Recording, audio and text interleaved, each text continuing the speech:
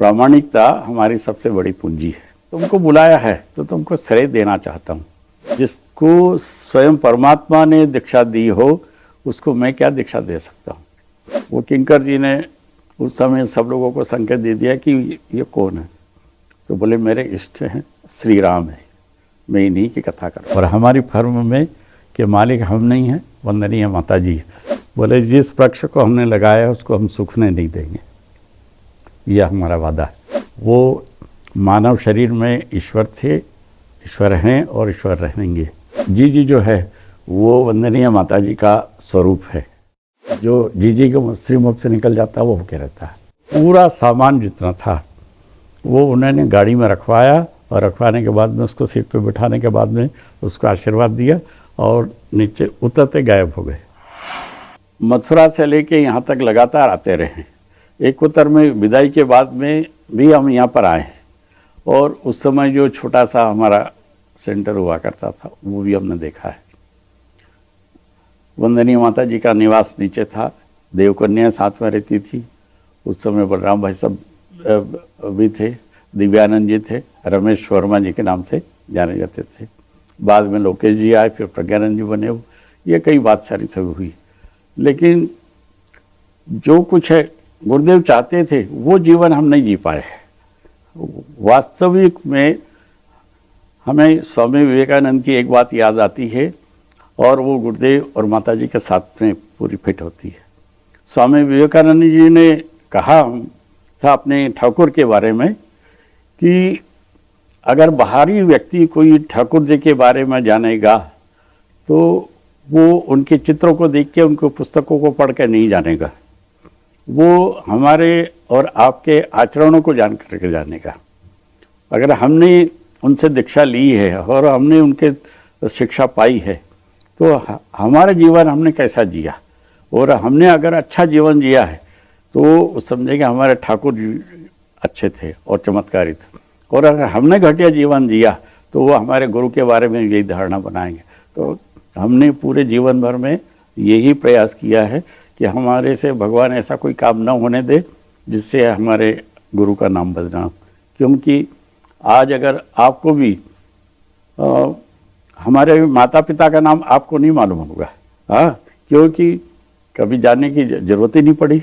लेकिन अगर आपसे पूछा जाए कि आपका गुरु कौन है तो आप फट बता देंगे, श्री वेद मूर्ति तपोनिष्ठ पंडित श्री राम शर्मा आचार्य है, वो हमारे गुरु। वंदनीय माता जी हमारी माता जी है, शैल जी हमारी जी है, हाँ, वो माँ है, हम माँ के रूप में ही देखते हैं।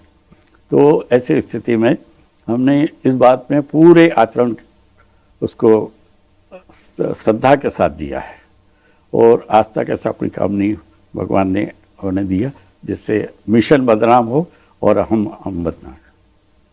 तो ये सबसे बड़ी अनुभूति है हमारी जीवन में, ये शक्ति हमें मिली है और उसके आधार पर ही हम आगे अभी करते हैं। प्रामाणिकता हमारी सबसे बड़ी पूंजी है। प्रामाणिकता हमारी सबसे बड़ी पूंजी है। उसके आधार पर हम यहाँ चेतना केंद्र खड़ा करा जन सहयोग से और सब लोग मिलकर के काम कर रहे हैं। और गुरुदेव का साहित्य स्टार भी पटल भी चल रहा है और अन्य जगह ज्ञान रथ भी हमारे चल रहे हैं। हमारा शिक्षा आंदोलन भी हुआ। ये है अब हम जो रिटायर्ड पर्सनस हैं उन लोगों के शिविर लगाने जा रहे हैं और वो जो घर पे बैठे रहते हैं उनके पास में कोई काम नहीं होता। भगवान ने, सरकार ने उनको पेंशन के रूप में आजकल के ज़माने में पैसा भी खूब देते हैं। 30,000, 40,000, 50,000, 60,000, 1-1 लाख रुपए पेंशन मिलती है और उसका उपयोग क्या करें। तो कोई दुर्व्यसन में लगा देता है, कोई परिवार इधर घूमने फिरने में लगा देता है, कोई कहाँ लगा देता है।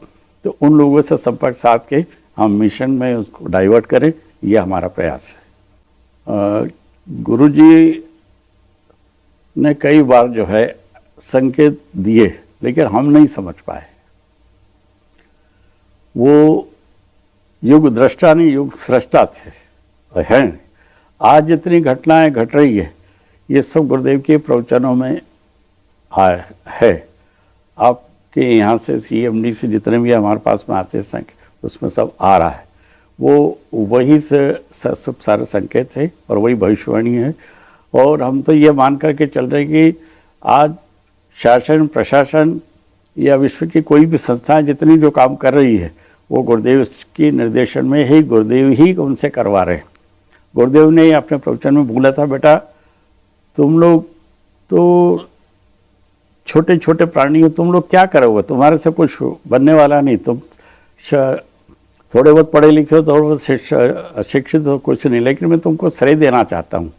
काम तो करने वाले कोई और ही लोग हैं जो बाद में खड़े हो जाएंगे और मैं उनसे काम करवा लूँ। अगर तुम नहीं करोगे तो मैं कंकड़ पत्थर और झाड़ियों से काम करवा लूँगा, रेंगते हुए जानवर से काम करवा लूँगा, लेकिन मैं ये नहीं, लेकिन तुमको बुलाया है तो तुमको श्रेय देना चाहता हूँ। तो हमारे शरीर के छोटे से व्यक्ति को, जो ज़्यादा पढ़े लिखे भी नहीं हैं, ने मेरे मिडिल से ज़्यादा पढ़ाई नहीं हुई, लेकिन आज के समय में मैं एक सफल व्यापारी गिना जाता हूँ मध्य प्रदेश में। तो उसके पीछे गुरुदेव का ही दर्शन है और हमने कभी भी सिद्धांत के साथ समझौता नहीं किया और आगे भी जो है हम गुरुदेव की भविष्यवाणी के आधार पर ही निर्णय लेते हैं और वैसा काम करते हैं। तो ये मुख्य बात है कि गुरुदेव जो है अगले 10 साल, अभी आज हम चल रहे हैं 23 में, और अभी 3 साल बाद हम 2026 में अखंड ज्योति की और वंदनीय माता जी की शताब्दी मना रहे हैं। उसके बाद देखिए कितना परिवर्तन आएगा, ये आपकी हमारी कल्पना के बाहर है। ये हम सोच रहे हैं उस बात की, और उसी के अनुसार हम अपनी भी तैयारी कर रहे हैं। अपनी तैयारी करना मतलब हम लोगों को चेता रहे हैं कि जो भगवान के साथ जुड़ा हुआ है वो भौतिक संसाधन की तरफ नहीं दौड़े, आध्यात्मिक संपदा बनाए और गुरुदेव के बताए हुए काम कर उनके विचारों को घर घर पहुंचा दे। बस विचारों को घर घर पहुंचाना, यही हमारा जो है सबसे बड़ा लक्ष्य है और उसी के अनुसार हम आगे बढ़ेंगे। मतलब सारा ये प्राण प्रत्यावर्तन के शिविर 5-5, 4-4 दिन के लगते थे, उनमें गुरुदेव यही संकेत देते थे। स्वामी आत्मानंद जी यहाँ आते थे, आपने देखा होगा, गुरुदेव को कितना प्रेम करते थे, वो आर्य समाज के होते हुए भी ये है भगवान राम की तरह उनको मानते थे। इसी प्रकार उस समय की जो सरकार थी, पवन दीवान मंत्री थे, वो भी यहाँ आते थे, सब लंगोछा लगा करके चलते थे, आपको मालूम होगा। तो वो भी, और इसके बाद जितने भी लोग यहाँ आए हैं वो गुरुदेव के बारे में, देवराव बाबा के बारे में हमने सुना है और पढ़ा भी है, और हमारे चिन्मय भैया कई बार उसको अपने उद्बोधन में कहते भी हैं कि जब देवराव बाबा के पास में कई लोग वहाँ दीक्षा लेने गए तो उसमें कुछ लोग गायत्री परिवार के भी थे। जब गायत्री परिवार के लोग भी दीक्षा लेने वहाँ गए तो देवराव बाबा ने देखा कि पीले कपड़े वाले कौन है, ये उनको सबको खड़े कर दो। जितने भी 5, 10, 15, 20 लोग रहे होंगे उनको सबको लाइन चला करा गया। वो सब लोग एक अपना समूह बना करके उनके पास गए, बोला बाबा हमको क्यों अलग किया गया, आप किस लिए आए? तो बोले दीक्षा लेने। तो बोले जिसको स्वयं परमात्मा ने दीक्षा दी हो उसको मैं क्या दीक्षा दे सकता हूँ, ये मेरे सामर्थ्य के बाहर है। आप लोग जो दीक्षा ली है वो जैसा उन्होंने मार्ग बताया है और जो बता रहे हैं उसी पे आप चलो, उसी में आपका और समाज का कल्याण है, ये सबसे बड़ा। दूसरा, आपने भारत माता मंदिर का देखा। भारत माता मंदिर में सत्यमित्रानंद जी थे। उस समय जब सत्यमित्रानंद जी ने गुरुदेव को वहाँ से आमंत्रण दिया और किंकर जी भी आए थे, तो हमने किंकर जी को पहली बार देखा। तो उन्होंने गुरुदेव को आमंत्रण दिया, गुरुदेव ने आमंत्रण स्वीकार कर लिया। स्वीकार करने के बाद में जब दूसरे दिन कथा का समय आया तो हम सबको कतार बंद पंक्ति से वहाँ पर यह कथा स्थल पर भेजा गया। लगभग 150-200 लोग होंगे हमारे, इससे ज़्यादा नहीं। हम जाके सारे सब बैठ गए। किंकर जी भी अपने आसन पर विराजमान हो गए थे। तो गुरुदेव पधार गए। गुरुदेव जैसे पधारे तो जो संतों का स्थान था या जो महापुरुषों के लिए उन्होंने स्थान बनाया था सत्यमित्रानंद जी ने, वहाँ जा कर के गुरुदेव अपने आसन पर बैठ गए। अब जब बैठे वो वहाँ पर तो सत्यमित्रानंद जी ने कथा आरंभ करने के लिए किंकर जी को कहा। तो किंकर जी मौन रहे। फिर उन्होंने सत्यमित्रानंद जी ने किंकर जी को कहा कि आप कथा प्रारंभ करें। तो फिर भी उन्होंने एक बात कही कि स्वामी जी, जिनकी कथा मुझे कहना है, मेरा इष्ट, वो तो हम मेरे आसन से नीचे बैठे और मैं व्यास गादी पर बैठा हूँ जो इससे ऊपर है, तो मेरे मुंह से कथा नहीं निकल सकती, मैं कथा नहीं कह सकता। तो बोले फिर? तो बोले उनको ऊपर आना पड़ेगा, तभी हम कथा कह पाएंगे और हम उन्हीं की कथा कहेंगे। तो गुरुदेव से उन्होंने आग्रह किया सत्यमित्रानंद जी ने और उनको सम्मान पर ऊपर ले गए। ऊपर जब ले गए तो फिर भी उनकी व्यास गादी से, उनकी जो गादी थी गुरुदेव की, 4 इंच डाउन थी। तो उसके ऊपर उन्होंने कहा कि नहीं, ये कम से कम 6 इंच, 8 इंच, 10 इंच और ऊपर उठाओ, गुरु का स्थान ऊपर होता मेरा, मैंने तो नीचे बैठ के कथा कहूँगा लेकिन यहाँ नहीं बैठूँगा। तो वो समय था, वो किंकर जी ने उस समय सब लोगों को संकेत दे दिया कि ये कौन है। तो बोले मेरे इष्ट हैं, श्री राम है, मैं इन्हीं की कथा करूँ। तो ऐसे कई हम लोगों को अवसर मिले हैं जो कि हम आपको क्या बताएं, सारा सही है। 48 की एक घटना सुनाता हूँ जिसमें हमारे उदयराम जी ठाकरे साहब आपके यहाँ रहते हैं, जानते होंगे आप अच्छी तरह से। वो अक्सर उस समय, जैसे आज ये आप वीडियो बना रहे हैं, वो गुरुदेव के प्रवचन टेप किया करते थे। वो जहाँ पहले संगीत तो हमारी गायत्री दीदी, ममता दीदी, छाया और आदर्श बहन और ये सारा सब इनके गीत होते, उसके बाद में गुरुदेव के प्रवचन होते थे। वो समय था। तो उस समय मिशन ने उतना विस्तार नहीं लिया था। आज हम करोड़ों में हैं, उस समय हजारों में या लाखों में होंगे। तो उस समय की जो है परिस्थिति, तो सब लोग यहाँ आने के लिए मन बना रहे थे। गुरुदेव भी सबको आह्वान कर रहे थे, जो आज आ गया वो निहाल हो गया, जो आज चला गया वो पछताएगा। गुरुदेव के ये वाक्य थे। तो ठाकरे जी ने भी हाँ करी, वो भी आने के लिए हो, हमारे कोमल प्रसाद जी भी आए, वो कई लोग आए, कोई है। मैंने भी अपनी जिज्ञासा रखी। तो बोले तू यहाँ क्या करेगा आके?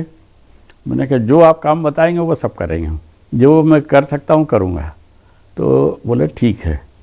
बोले 4 दिन बाद आ जाना।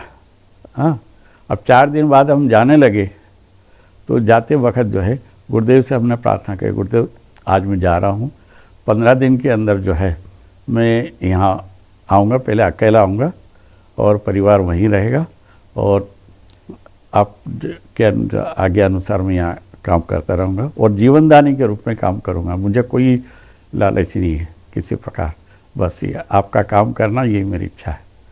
तो जाते जाते जैसे जो वहाँ ऊपर से सीढ़ी से नीचे आए, यहाँ पर जहाँ हमारा कार्यालय है, जहाँ आज अखंड ज्योति के लिए राठौड़ जी वगैरह बैठते हैं, ये जगह पर यहाँ तक पहुँचते हैं और गुरु जी बोलते नारायण तुम मत आना। हमने कहा ये क्या हो गया अभी? हमने कहा तुम मत आना मतलब पहले तो बोल दिया कि हाँ कर दो, कि कर दिया कि मत आना, और अब ये। तो हमने गुरुदेव से कहा कि गुरुदेव ये तो हमारे लिए ठीक नहीं, हमको आपने 4 दिन पहले बोला 4 दिन बाद, मैंने 4 दिन का बोला ना, तो 4 दिन बाद अब मैं कह रहा हूँ तेरी व्यवस्था मैं वहीं करूँगा। आज जो जितनी तेरे को तकलीफ़ है वो तकलीफ़ नहीं है, और तो मिशन का खूब काम करेगा। तो मिशन का काम करने के लिए बाहर भी तो चाहिए ना, तो हम तुमको वहीं तैयार करेंगे और तुम खूब काम कर।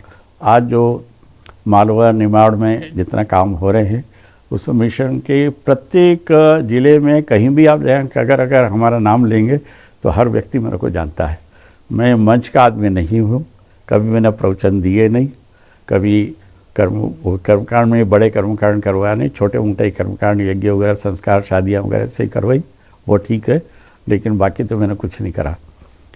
उसके बावजूद जो है मेरे से गुरुदेव ने खूब काम करवा लिया। सब जगह भोजनालय में मैंने जितना मेरा अनुभव था वो मैं उससे काम किया। और आर्थिक रूप में भी हम जो है कभी दिमाग से काम नहीं लेते, हम दिल से काम लेते हैं।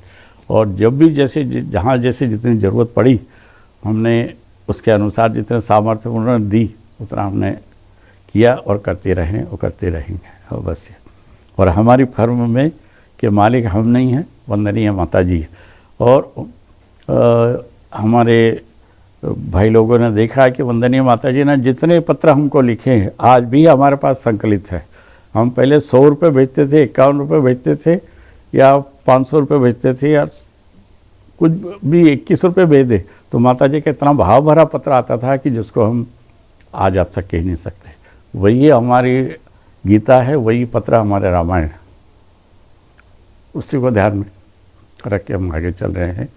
और हम अभी बहुत सा काम बाकी है हमारे करने के लिए। अब वो करवा ले उतना उनके ऊपर है, हमारी सामर्थ्य तो नहीं है। लेकिन फिर भी चेतना केंद्र को ऊपर बनाना है, शिविर लगते रहें और नव युवकों को जो भी है उनको प्रेरणा मिलती रहे, ये हमारी हार्दिक इच्छा है। और प्रयास भी हम करते हैं। सवेरे 10 बजे से लेकर रात की 8 बजे तक हम काम करते हैं चेतना केंद्र में।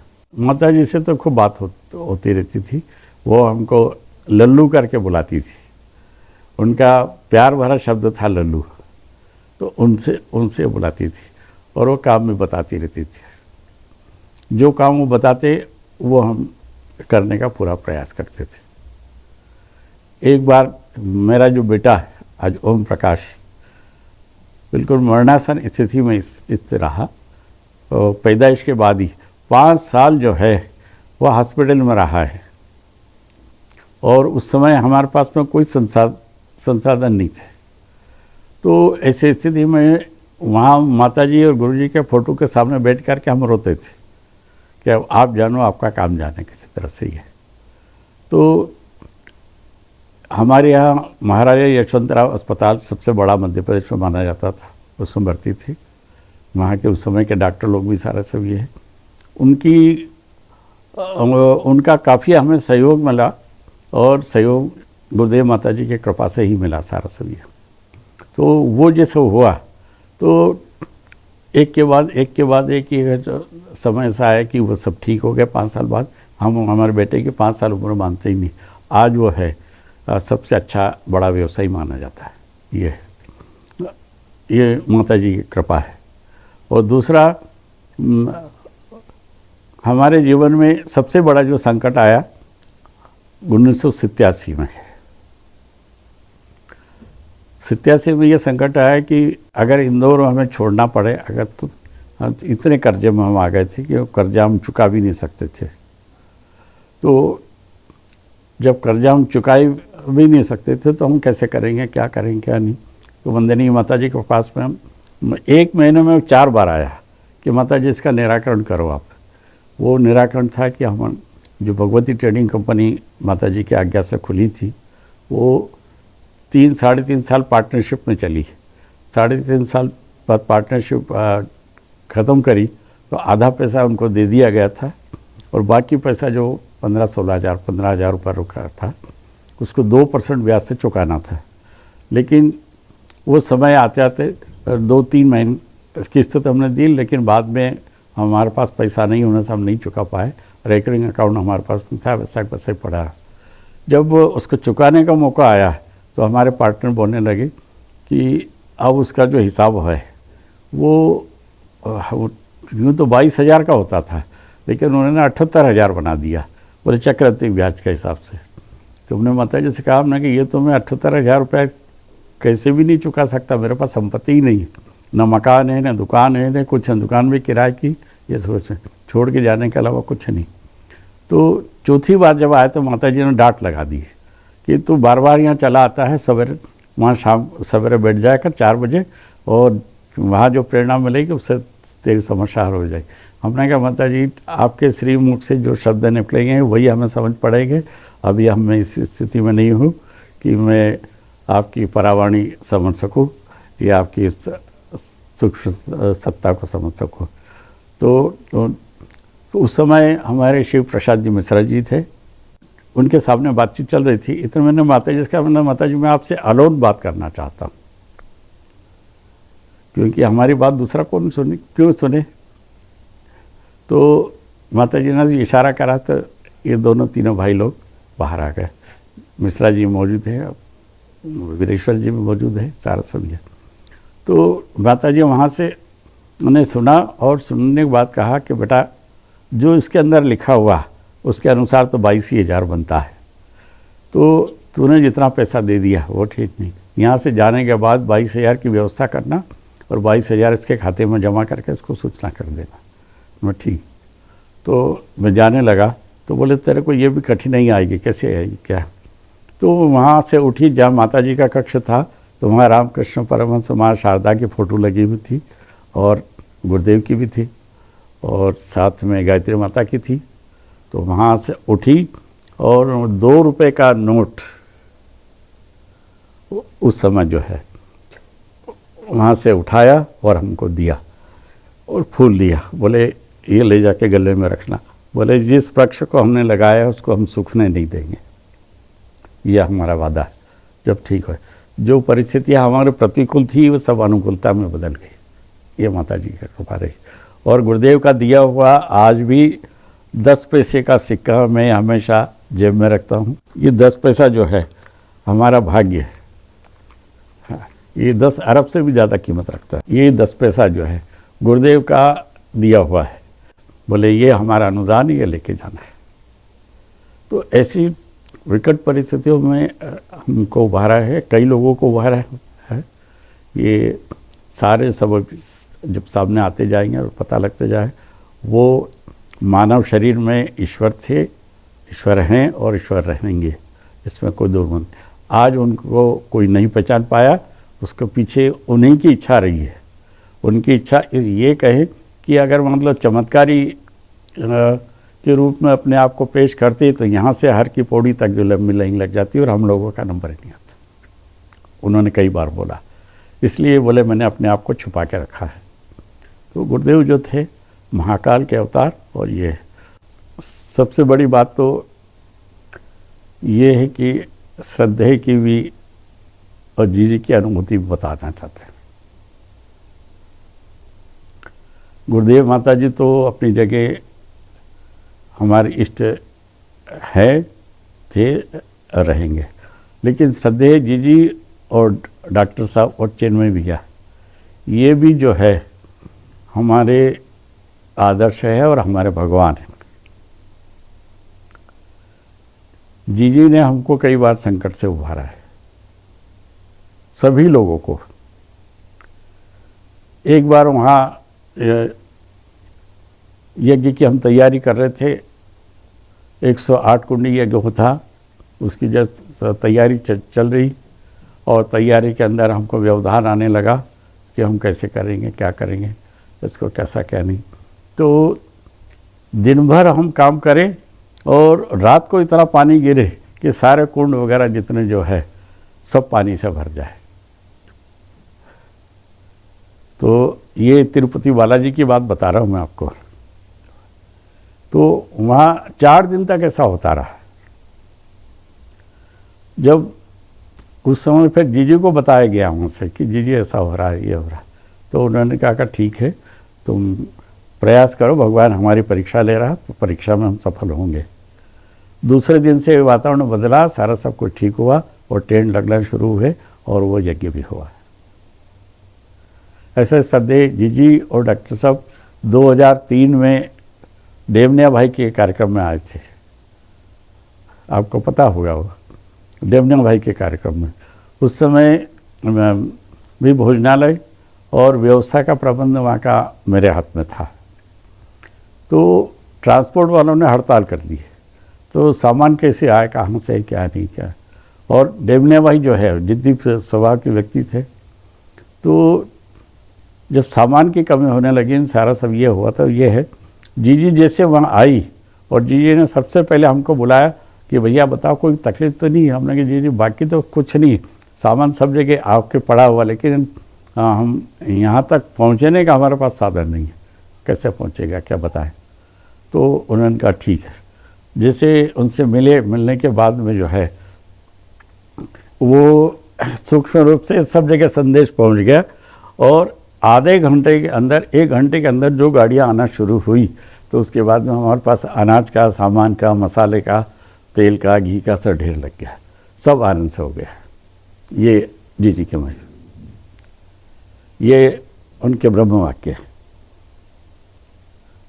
तो जी जो है वो वंदनीय माता जी का स्वरूप है।